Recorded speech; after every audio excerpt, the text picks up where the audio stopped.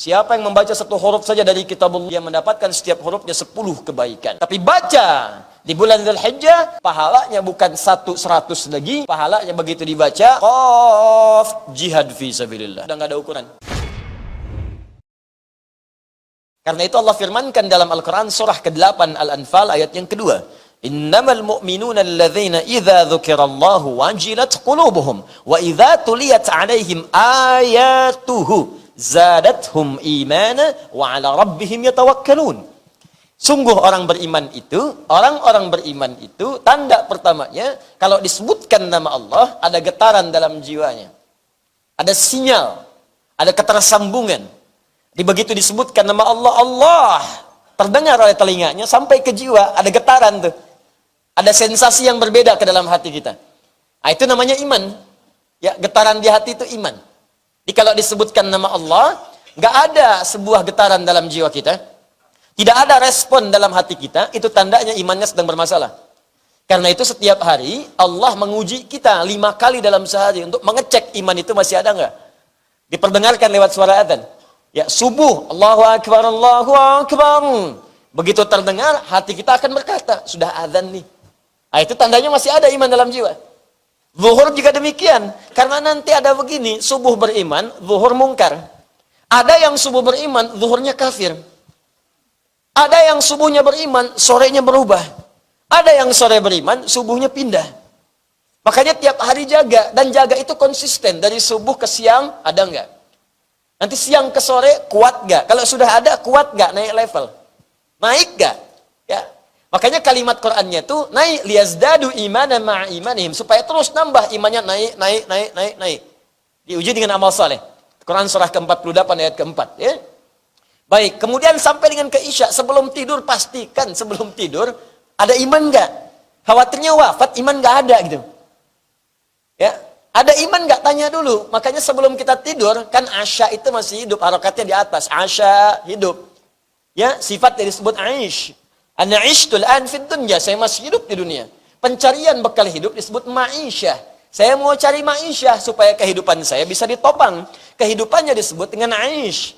Sifatnya, gambarannya, nilainya disebut dengan asya. Atas ain ada harakat fathah di atas. Kalau harakat diturunkan ke bawah jadi kasrah, khafad, turunkan, rendahkan ke bawah, khafad, pecah, tuntas, selesai. Isya, waktu berakhir semua aktivitas. Makanya ketika tanda Isya, Allahu Akbar, diperingatkan kita. Ini ingat dengan kalimat ini, bukan nama belaka. Ada makna di bawahnya. Ada makna di balik itu semua. Awas, begitu muncul Isya, diberi tanda.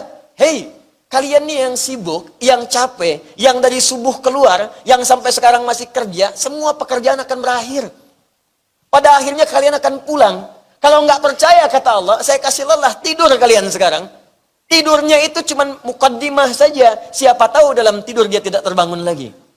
Makanya pastikan ketika ditahan nyawa dalam tidur, kita tidak tahu dalam menit keberapa itu kemudian akan berakhir. Pastikan iman itu ada. Apa kemudian cara kita menguatkan iman? Ayat tadi, wa idza tuliyat 'alaihim ayatuhu zadathum imana. Kalau dibacakan kepada mereka ayat-ayat Allah, kemudian bertambah imannya, wa 'ala rabbihim yatawakkalun. Maka terbangun hubungan kedekatan dengan Allah Subhanahu wa taala. Karena itu setiap disebut kalimat ayat manfaatkan.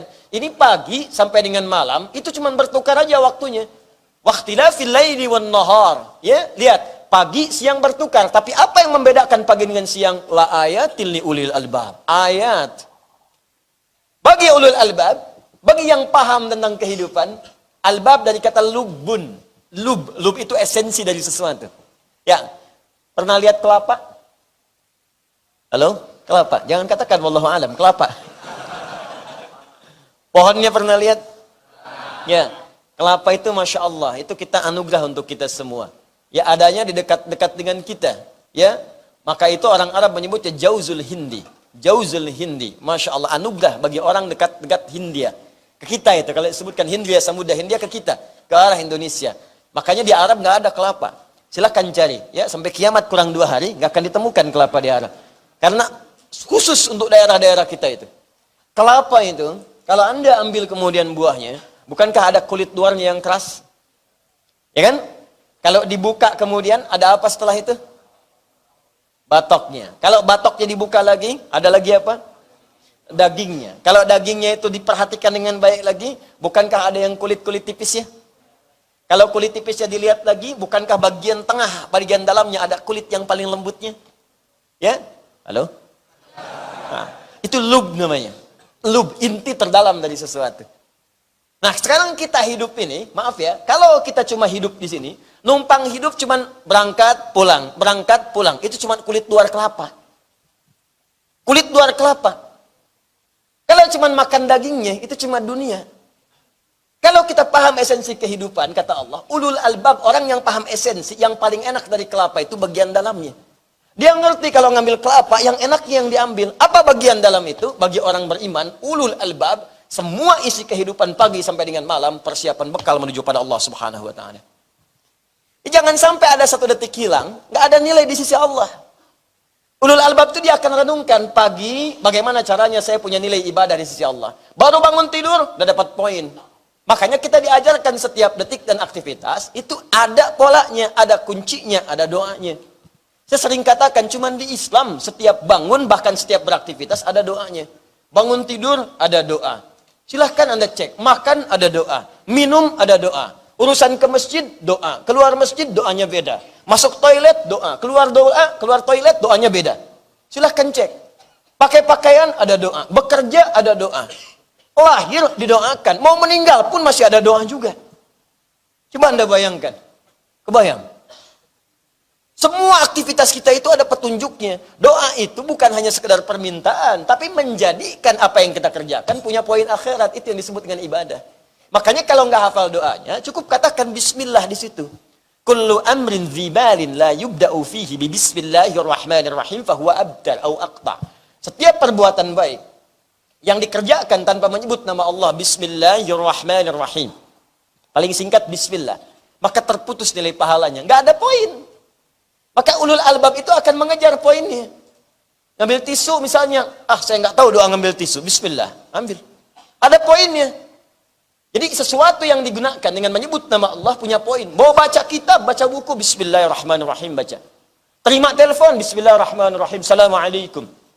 Ketik SMS, bismillahirrahmanirrahim, ketikan. Ya, itu ada poinnya.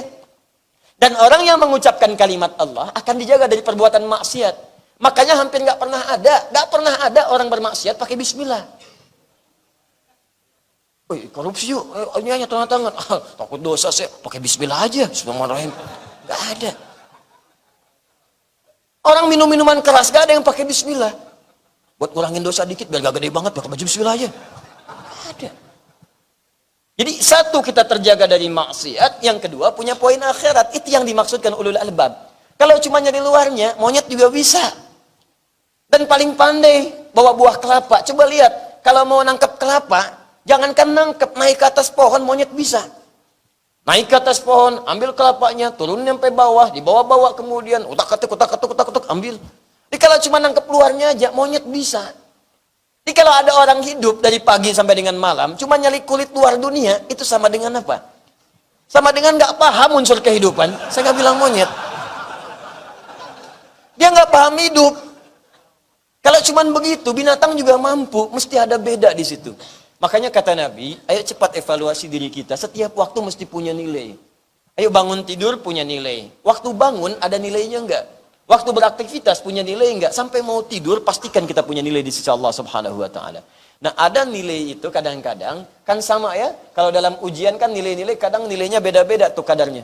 Yang ini poinnya 10, yang ini poin 20. Pertanyaan khusus poinnya langsung 80.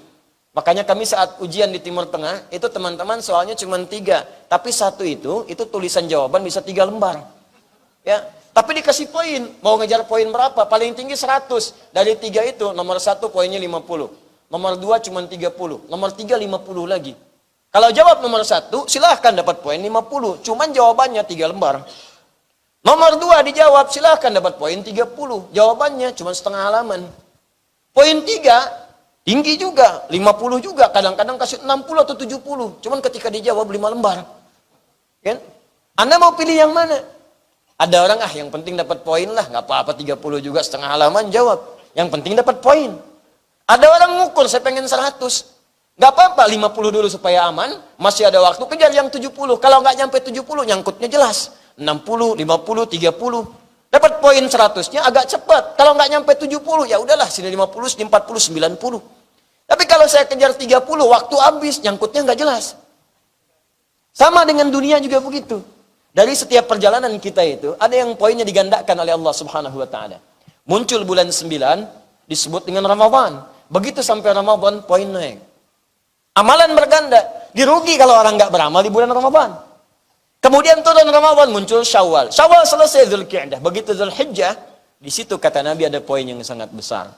Poinnya sangat luar biasa. Seperti saya sampaikan di pertemuan lalu, orang-orang yang memberikan nilai-nilai kehidupan penting di sini dan punya nilai di sisi Allah, nilainya langsung digandakan. Kalau berbuat baik senilai dengan jihad fi sabilillah. Baca Al-Quran setara dengan jihad. Biasanya baca Al-Quran satu hurufnya 10.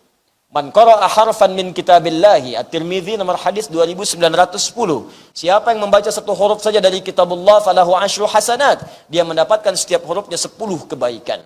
Baca Anda Qaf 10. Baca di Ramadan Qaf kali 10 lagi 100. Tapi baca di bulan Dzulhijjah dan waktunya hanya 1 sampai 10 Dzulhijjah saja. 1 sampai 10. Pahalanya bukan 10 lagi, pahalanya bukan 100 lagi, pahalanya begitu dibaca Qaf jihad fi sabilillah. Sudah enggak ada ukuran. Enggak ada ukuran. Saya sering katakan kalau yang sampaikan ada hidayat, Anda bisa abaikan.